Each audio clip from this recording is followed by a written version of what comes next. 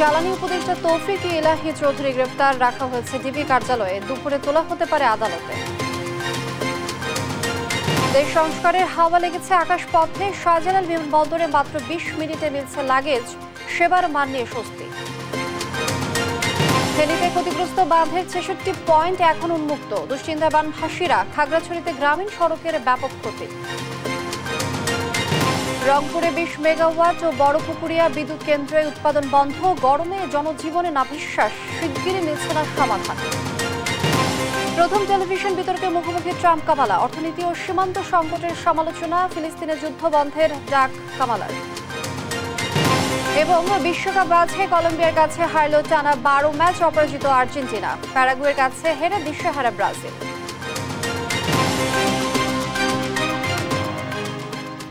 দেখছিলেন শিরোনাম সংবাদ, দুপুরের সঙ্গে আছি আমি লিনিয়া আফরোজ। এবার বিস্তারিত। সাবেক প্রধানমন্ত্রী শেখ হাসিনার জ্বালানি উপদেষ্টা তৌফিক ইলাহি চৌধুরীকে গ্রেফতার করা হয়েছে।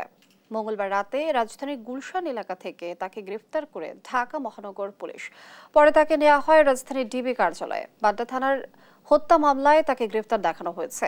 গেল 5 আগস্ট শেখ হাসিনা পালিয়ে যাওয়ার পর থেকে এ পর্যন্ত এ নিয়ে 24 মন্ত্রী, এমপি ও উপদেষ্টাকে গ্রেফতার করা হলো। সাবেক আমলা তৌফিক ইলাহি চৌধুরী 2009 সালে আওয়ামী লীগ সরকার ক্ষমতায় আসার পর 2 মেয়াদে সাবেক প্রধানমন্ত্রী শেখ হাসিনা বিদ্যুৎ, জ্বালানি ও খনিজ সম্পদ বিষয়ক উপদেষ্টার দায়িত্ব পালন করে আসছিলেন।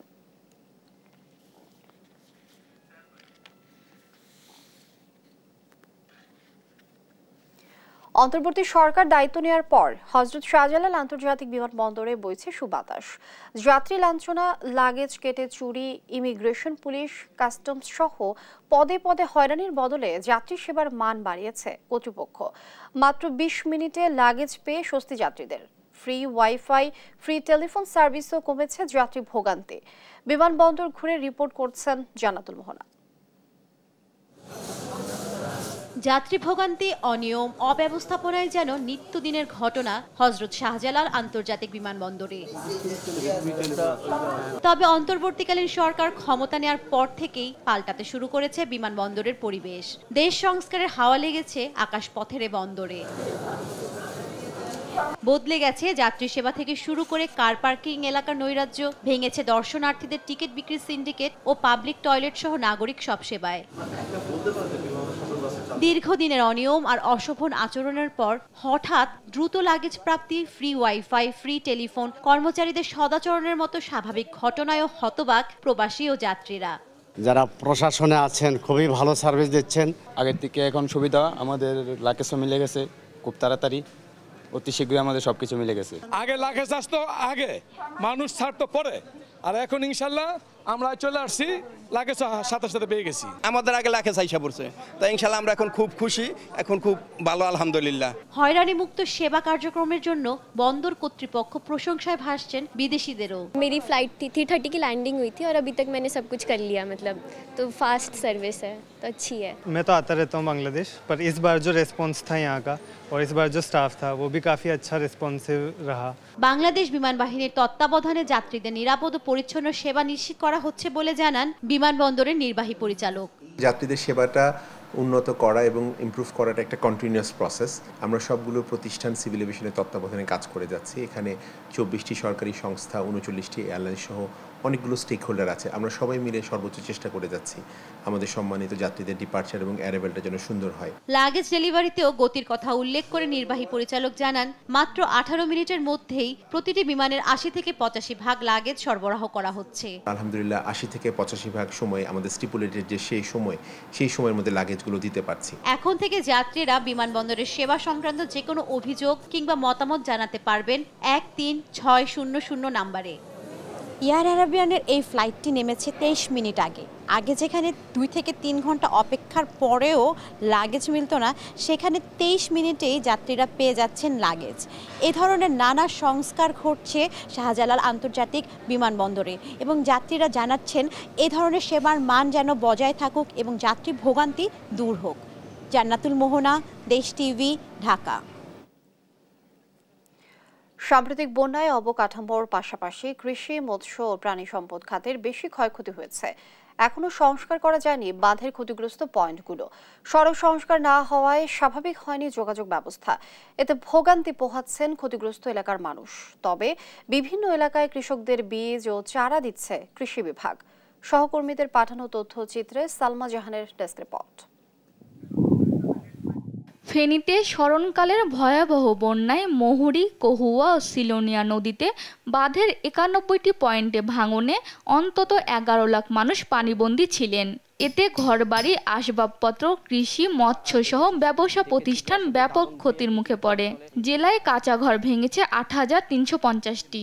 ভেঙে যাওয়া বাঁধের ৯১টি পয়েন্টের ২৫টি সংস্কার করা হয়েছে।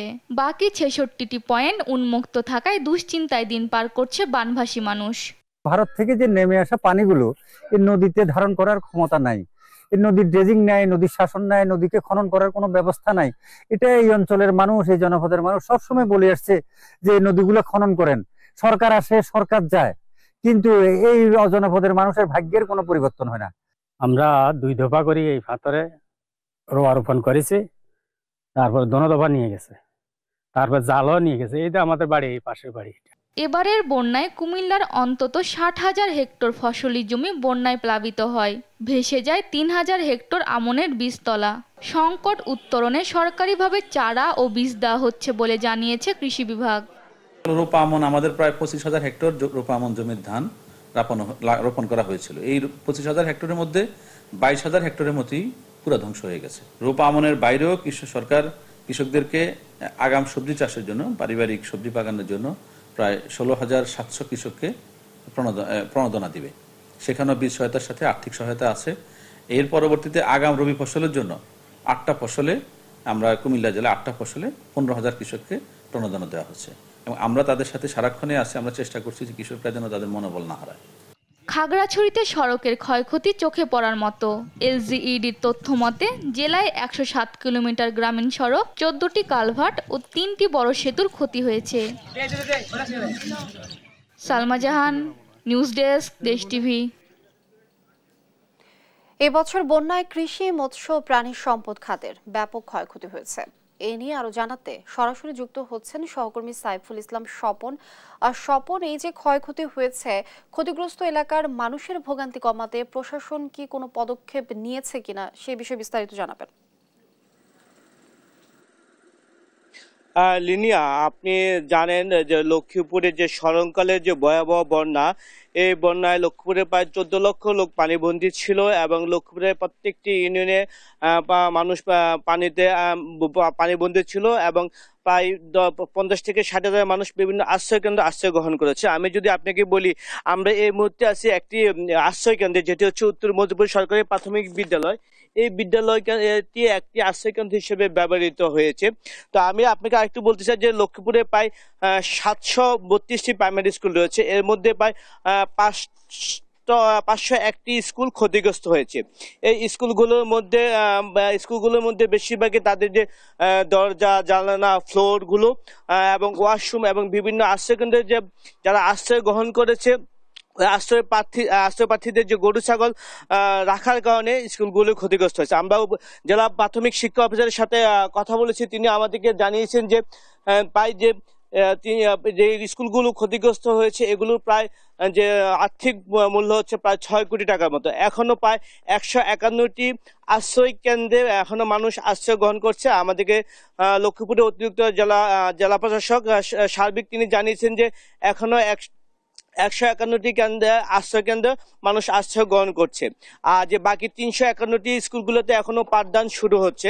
আমরা যে স্কুলটিতে আছি, এই স্কুলটা এখনই কিন্তু পাঠদানের জন্য উপযুক্ত হয় না। স্কুলের যে প্রধান শিক্ষক হাসিনা আক্তার, তিনি আমাদেরকে যেটি জানিয়েছেন যে স্কুলগুলো এখনো পরিষ্কার পরিচ্ছন্ন করা হচ্ছে।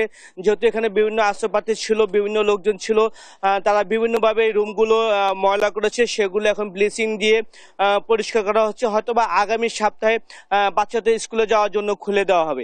এছাড়াও যে লক্ষ্মীপুর জেলা মাধ্যমিক শিক্ষা কর্মকর্তা তিনি যেটি আমাদেরকে জানিয়েছেন যে এখানে প্রায় ২৫০টি স্কুল ক্ষতিগ্রস্ত হয়েছে এবং বেশিরভাগই স্কুলের যে কলেজগুলোতে যারা আশ্রয় গ্রহণ করেছে, বেশি স্কুলগুলোতে বিভিন্নভাবে ক্ষয়ক্ষতি হয়েছে। লিনিয়া, এ ছিল লক্ষ্মীপুর থেকে বন্যা, স্কুল কলেজ ক্ষতিগ্রস্তদের সর্বশেষ খবর।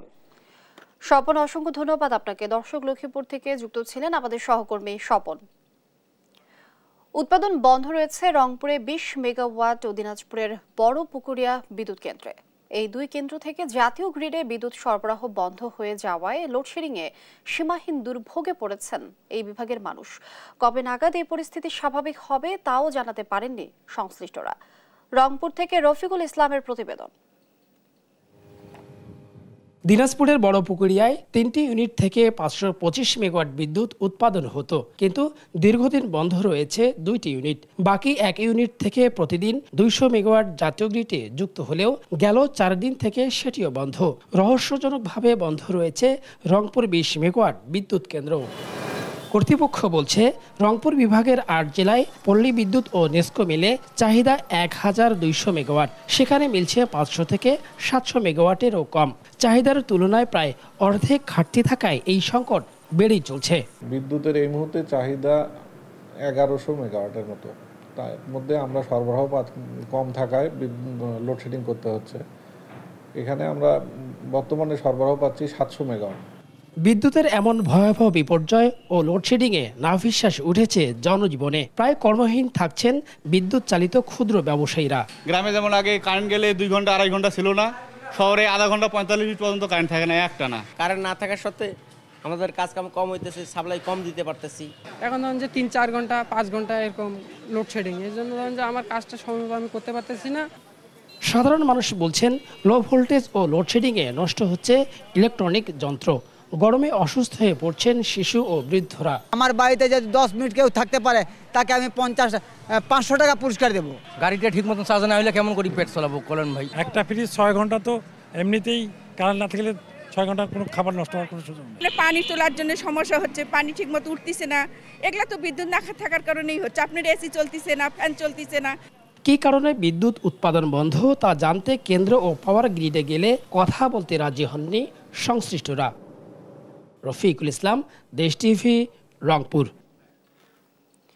লোডশেডিং বেড়ে যাওয়ায় সীমাহীন দুর্ভোগে পড়েছেন পঞ্চগড়ের মানুষ। সেই নিয়ে আরো জানবো দর্শক। আমাদের সাথে যোগ দিচ্ছেন সহকর্মী রাশেদুজ্জামান বাবু।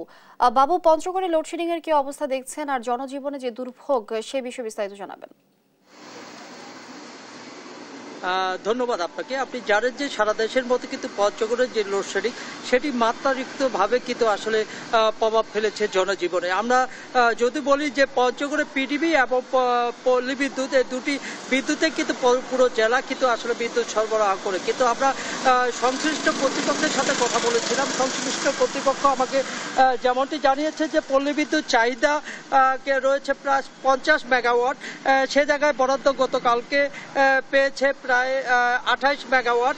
এমনি করে কিন্তু পিডিবির কথা যদি বলি, পিডিবির চাহিদা প্রায় 42 মেগাওয়াট, কিন্তু সেখানে বরাদ্দ পেয়েছে 25 মেগাওয়াট বিদ্যুৎ বরাদ্দ পেয়েছে। এমনি করে কিন্তু লোডশেডিংয়ের বার্তা এত চরম আকার দাঁড়িয়েছে যে আসলে প্রায় দিনে প্রায় 5 থেকে 7 বার কিন্তু আসলে বিদ্যুৎ আসা যাওয়া করে। 1 ঘন্টা বিদ্যুৎ থাকলে 1.5 ঘন্টা বিদ্যুৎ থাকে না, এরকম একটি অবস্থা ভোগান্তিতে পড়েছে। আমরা জানি যে আসলে আমাদের এই পঞ্চগড় জেলা সহ রংপুর বিভাগের যে বিদ্যুৎ সরবরাহ, সেই বিদ্যুৎ সরবরাহ কিন্তু আসলে বড়পুকুরিয়া তাপবিদ্যুৎ উৎপাদন কেন্দ্র থেকে, অর্থাৎ যেখানে 525 মেগাওয়াট বিদ্যুৎ কিন্তু আসলে উৎপাদন হয়, সেইখান থেকে মূল বিদ্যুৎ কিন্তু সরবরাহ করা হয় এই জেলায়। কিন্তু আমরা দেখেছি যে গত কয়েকদিন ধরে বিদ্যুতের এমন বিড়ম্বনা শুরু হয়েছে, চরম বিড়ম্বনা, যেই কারণে কিন্তু আসলে যারা ওয়েল্ডিংয়ের কাজ করে তারা কিন্তু আসলে কাজ করতে পারছে না। যারা অনলাইন এবং ফটোকপি দোকান রয়েছে তারা কাজ করতে পারছে। বাসা বাড়িতে যে পানি উত্তোলন থেকে শুরু করে ইলেকট্রনিক যে জিনিসগুলো ব্যবহারের জন্য যেগুলো বিদ্যুতের প্রয়োজন, সেই বিদ্যুৎ কিন্তু আসলে থাকছে না। আমরা কথা বলেছিলাম সংশ্লিষ্ট কর্তৃপক্ষের কাছে, তারা বলছে যে আসলে এখানকার বিদ্যুতের চাহিদা যে পরিমাণ, সেই পরিমাণ চাহিদার কিন্তু আসলে বিদ্যুৎ পাওয়া যাচ্ছে না, যেই কারণে কিন্তু আসলে এই লোডশেডিংয়ের পরিমাণ কিন্তু অনেকটা বেড়ে গেছে। সামান্য কারণ যেসব বিদ্যুৎ উৎপাদন করে অনেকাংশ, অর্থাৎ 43টি বিদ্যুৎ উৎপাদন কেন্দ্রে কিন্তু আসলে বিদ্যুৎ উৎপাদন হচ্ছে না, যেই কারণে কিন্তু সারা বাংলাদেশের মতো কিন্তু পঞ্চগড়েও কিন্তু আমরা দেখেছি যে এই বিদ্যুতের যে লোডশেডিং সেটি চলমান রয়েছে। আমরা দেখেছি এর বাইরেও কিন্তু আসলে বিদ্যুতের যে লোডশেডিং, সেই লোডশেডিং আসলে যেন কেউ খারাপ কিছুর দিকে নিয়ে যেতে না পারে, সেই কারণে কিন্তু আসলে প্রশাসনের পক্ষ থেকে কিন্তু আসলে ব্যবস্থা নেওয়া হয়েছে। এই ব্যবস্থার জন্য আমরা দেখেছি যে আজকে সকালে বদা যে সাবজন পল্লী বিদ্যুতের যেই আঞ্চলিক জেনারেল ম্যানেজারের কার্যালয়, সেই কার্যালয়ে আমরা দেখেছি যে আশপাশে আসলে পুলিশ প্রশাসনে মোতায়েন রয়েছে যেন কোনো রকম অপ্রীতিকর ঘটনা ঘটতে না পারে। সেই কারণে কিন্তু আসলে তারা কিন্তু এখানে সকাল থেকেই কিন্তু আসলে এখানে ডিউটি পালন করছে। এমনি করে আসলে জনমনের যে গ্রাম পর্যায়ে অর্থাৎ শহরের অবস্থা কিছুটা স্বাচ্ছন্দ্য বোধ করলো, মানে সহনীয় পর্যায়ে থাকলেও কিন্তু গ্রামের অবস্থা কিন্তু অত্যন্ত খারাপ। তারা কিন্তু আসলে বলছে যে আসলে 24 ঘন্টার মধ্যে তারা 8 ঘন্টা বিদ্যুৎ ঠিকমতো পাচ্ছে না, যেই কারণে কিন্তু তারাও কিন্তু ফুঁসে উঠছে বলে এরকম কিন্তু বিভিন্ন খান থেকে অভিযোগ আসছে। এর পাশাপাশি যেন বিদ্যুতের যেন ঠিক থাকে আর কি, সবার ক্ষেত্রে বরাদ্দ যেন একই পরিমাণ থাকে, গ্রাম এবং শহর সব যেন একই পর্যায়ে থাকে, এই দাবি জানিয়েছে। এই ছিল পঞ্চগড় থেকে আমার কাছে বিদ্যুতের সর্বশেষ খবর। বাবু, ধন্যবাদ আপনাকে। দর্শক, লোডশেডিং বেড়ে যাওয়ায় সীমাহীন দুর্ভোগে পড়েছেন পঞ্চগড়ের মানুষ। এই বিষয়ে বিস্তারিত জানাচ্ছিলেন সহকর্মী রাশিদুজ্জামান বাবু। চাল ও সবজির দাম বাড়তি বাগেরহাটে, নিত্যপণ্যের বাজার পরিস্থিতি জানবো দর্শক। আমাদের সাথে যুক্ত হচ্ছেন সহকর্মী এস সোহান। আর সোহান, বাজারের আজকের পরিস্থিতি কি অবস্থা দেখছেন সে বিষয়টি জানাবেন। আরেকটি বিষয় হচ্ছে দাম কি আরো বেড়েছে কিনা, আর যদি বেড়েও থাকে বাড়ার কারণটা সবকিছু মিলে আমাদেরকে জানাবেন। সরবরাহ কম থাকার অজুহাতে বাগেরহাটের চালের দাম বৃদ্ধি পেয়েছে। সকাল থেকে আমরা বাজার ঘুরে দেখেছি সব ধরনের চালের দাম কিন্তু 4 থেকে 6 টাকা পর্যন্ত বৃদ্ধি পেয়েছে, কোনো চালের দাম 10 টাকাও বৃদ্ধি পেয়েছে। আমরা যদি আপনাকে চালের দামটা একটু বলি, সেটা হচ্ছে বাগেরহাটে আজকে বুলেট এবং স্বর্ণা মোটা যে চাল, সেই চাল কিন্তু বিক্রি হচ্ছে 50 থেকে 52 টাকা, অথচ কয়েকদিন আগে এই চাল বিক্রি হয়েছে 42 থেকে 46 টাকার মধ্যে। এছাড়া জিরা শাইল 28, নাজির শাইল, যে চিকন যে সব চাল রয়েছে যেগুলো বাজারে মিনিকেট চাল নামে বিক্রি হয়, সেই চালেরও কিন্তু দাম বৃদ্ধি পেয়েছে।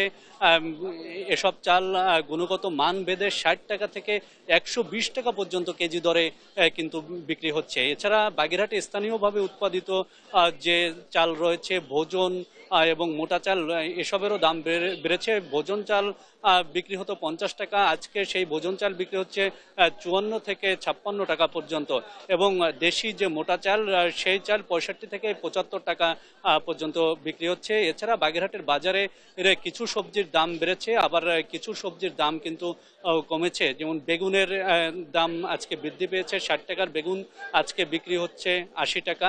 এছাড়া করল্লা, ঢেঁড়স, কাকরোল এসব বিক্রি হচ্ছে 50 থেকে 60 টাকার মধ্যে।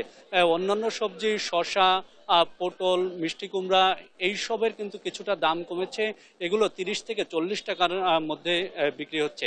আমরা যদি মশলার কথা বলি, বাগেরহাটে কিন্তু মশলার দাম অপরিবর্তিত রয়েছে। প্রতি কেজি পেঁয়াজ 110 টাকা, রসুন 210 থেকে 20 টাকা, এবং শুকনো মরিচ বিক্রি হচ্ছে 400 টাকা কেজি দরে। তবে এত দামে কিন্তু ভোক্তারা খুবই অতিষ্ঠ এবং বাজারে অভিযানের দাবি জানিয়েছেন তারা। বাগেরহাট থেকে এই ছিল আমার কাছে বাজার দরের সর্বশেষ খবর। লিনিয়া, আপনাকে ধন্যবাদ।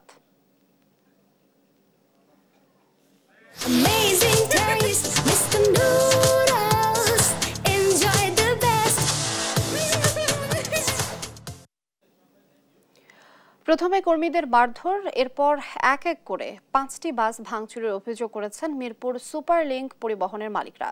ঘটনাটি ঘটেছে আগারগাঁও শেরেবাংলা কৃষি বিশ্ববিদ্যালয়ের সামনে। মোটর বাইকের ইন্ডিকেটর লাইট ভাঙায় এমন পরিস্থিতি সৃষ্টি। তবে অভিযোগ অস্বীকার করেছে শিক্ষার্থীরা। পরে ঘটনাস্থলে উপস্থিত হয়ে পরিস্থিতি নিয়ন্ত্রণে আনে সেনাবাহিনীর একটি টহল দল।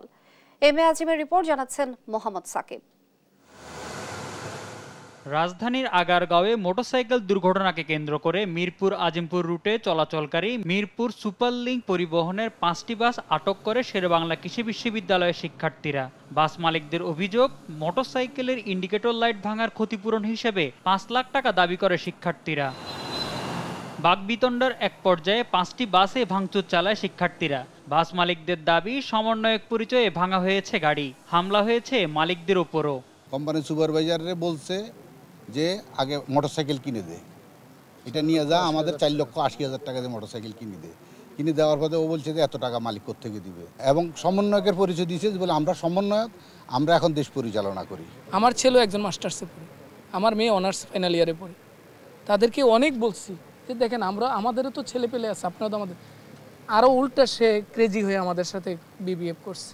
সমন্বয়ক পরিচয়ে গাড়ি ভাঙার অভিযোগ অস্বীকার করেছে শিক্ষার্থীরা। তাদের দাবি দুর্ঘটনার সময় উত্তেজিত ছাত্র জনতা ভাঙচুর চালিয়েছে। একটা বাস মানে এদের বাস ওখানে দাঁড়াইছে, দাঁড়ানোর পর আমরা চলে যাচ্ছি, তখনই টান দিছে।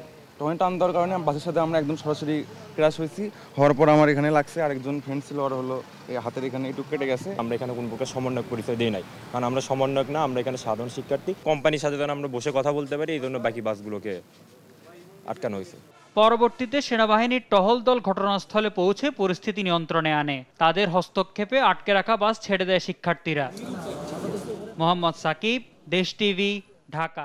আন্তর্জাতিক প্রসঙ্গ। মার্কিন নির্বাচনের আগে প্রথমবার টেলিভিশন বিতর্কে করমর্দনের মধ্য দিয়ে মুখোমুখি হলেন দুই প্রতিদ্বন্দ্বী কামালা হ্যারিস ও ডোনাল্ড ট্রাম্প।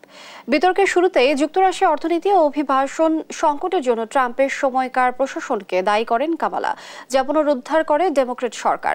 এছাড়াও গর্ভপাত, ইউক্রেন রাশিয়া গাজা যুদ্ধ সহ নানা ইস্যুতে একে অপরকে আক্রমণ করেন তারা। লুৎফুর কবিরের রিপোর্ট। যুক্তরাষ্ট্রের আসন্ন প্রেসিডেন্ট নির্বাচনের দুই প্রতিদ্বন্দ্বী কামালা হ্যারিস ও ডোনাল্ড ট্রাম্পের প্রথমবার টেলিভিশন বিতর্কের দিকে তাকিয়ে বিশ্ব। বাংলাদেশ সময় বুধবার সকাল 7টায় মার্কিন সম্প্রচার মাধ্যম এবিসি নিউজে বিতর্ক শুরু হয়। মঞ্চে উঠেই ট্রাম্পের দিকে এগিয়ে হাত বাড়িয়ে দেন কামালা। দুজন করমর্দন করেন। এরপর কামালার বক্তব্য দিয়ে শুরু হয় ঐতিহাসিক বিতর্ক। Donald Trump left us the worst unemployment since the Great Depression. Donald Trump left us the worst public health epidemic. শুরুতেই যুক্তরাষ্ট্রের কর্মসংস্থান প্রসঙ্গে সাবেক মার্কিন প্রেসিডেন্ট ট্রাম্পকে আক্রমণ করে কামালা বলেন, তিনি যখন ক্ষমতা ছাড়েন তখন দেশের কর্মসংস্থানকে বাজে অবস্থায় রেখে যান, যার খেসারত দিতে হয় যুক্তরাষ্ট্রের বহু মানুষকে। কিন্তু ডেমোক্রেট ক্ষমতায় এসে পরিস্থিতি পুনরুদ্ধার করেছে বলে দাবি করেন তিনি। কামালার দাবি, ট্রাম্পের শাসনামলে বেকারত্বের হার ছিল মহামন্দার পর সবচেয়ে বাজে। একই সঙ্গে সীমান্ত সংকটের জন্য ট্রাম্পের নীতিকেই দায়ী করেন তিনি। And they did exactly as he intended. And now in over 20 states, there are Trump abortion bans. Kamala ও ট্রাম্পের বিতর্কে নারীদের গর্ভপাতের অধিকারের বিষয়টিও উঠে এসেছে। গর্ভপাত ইস্যুতে একে অপরের দলের নীতিকে দোষারোপ করেন তারা। She didn't want that. Her husband didn't want that. A 12 or 13-year-old survivor of incest being forced to carry a pregnancy to term. They don't want that. Israel has a right to defend itself, but you added, quote, Gaza ইস্যুতে উপস্থাপকের প্রশ্নে যুদ্ধ বন্ধে নিজের পরিকল্পনার বিষয় উঠে এসেছে কামালার কণ্ঠে। বলেন, ইসরায়েলের আত্মরক্ষার অধিকার রয়েছে, তবে কিভাবে করছে তা দেখার বিষয়। তবে এই সংকটের অবসান হওয়া উচিত বলে মনে করেন Kamala Harris. Innocent Palestinians have been killed. Children, mothers. What we know is that this war must end. এ প্রসঙ্গে বিরক্ত ট্রাম্প দাবি করেন, কামালা ক্ষমতায় গেলে আগামী 2 বছরের মধ্যে ইসরায়েলের অস্তিত্ব বিলীন হয়ে পড়বে। কামালা ইসরায়েল ও আরবের জনগণকে ঘৃণা করেন বলেও অভিযোগ করেন ট্রাম্প। তবে তিনি ক্ষমতায় থাকলে এই যুদ্ধ হতো না বলেও দাবি করেন। I believe that Israel will not exist within 2 years from now, and I've been pretty good at predictions, and I hope I'm wrong about that one. বিতর্কে উঠে আসে ইউক্রেন রাশিয়া প্রসঙ্গ।